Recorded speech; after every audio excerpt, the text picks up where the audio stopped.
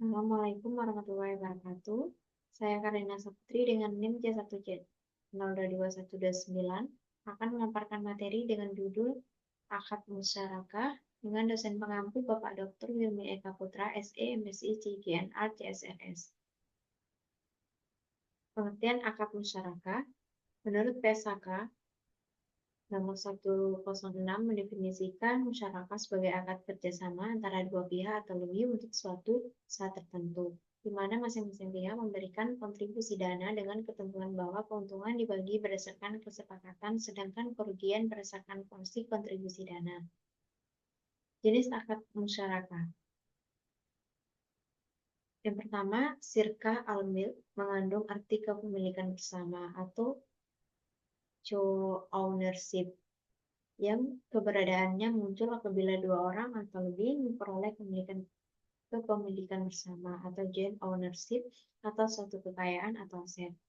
Yang kedua, sirka al-uqud atau kontrak, yaitu kemitraan yang tercipta dengan kesepakatan dua orang atau lebih untuk bekerja sama dalam mencapai tujuan tertentu. Sirka al-uqud dapat dibagi menjadi sirka abdan, sirka wujud, sirka inan, dan sirka muwafadah. Dasar syariah, sumber hukum akad musyarakah, yang pertama Al-Quran dan yang kedua Sunnah. Berdasarkan keterangan Al-Quran dan hadis tersebut, pada prinsipnya seluruh ahli fikih sepakat dalam menetapkan bahwa hukum musyarakah adalah mubah, meskipun mereka masih memperselisihkan keabsahan hukum dari berbagai jenis akad musyarakah. Rukun dan ketentuan syariah akad musyarakah. Unsur-unsur yang harus ada dalam akad musyarakah atau rukun musyarakah ada 4. Yang pertama, pelaku terdiri atas para mitra. Yang kedua, objek musyarakah berupa modal dan kerja. Yang ketiga, ijab kabul atau serah terima. Yang keempat, isbat keuntungan. Ketentuan syariah, yang pertama pelaku, para mitra harus zakat, hukum, dan balik. Yang kedua, objek musyarakah. Objek musyarakah merupakan suatu konsekuensi dengan dilakukannya akad musyarakah, yaitu harus ada modal dan kerja.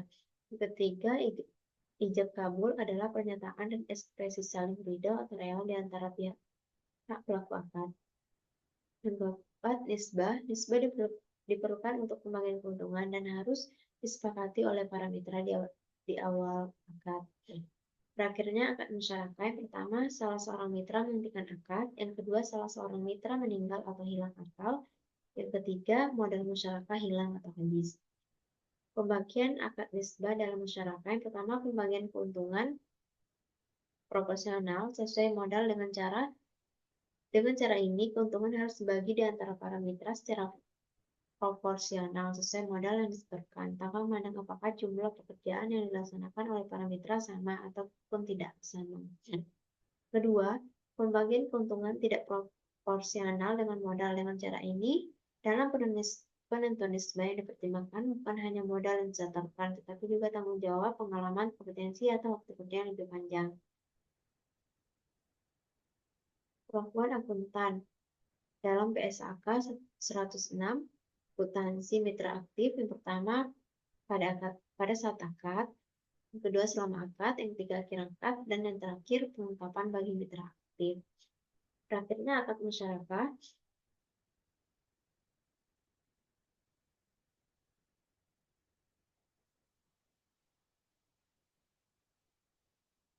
Berakhirnya akad musyarakah akuntansi mitra pasif.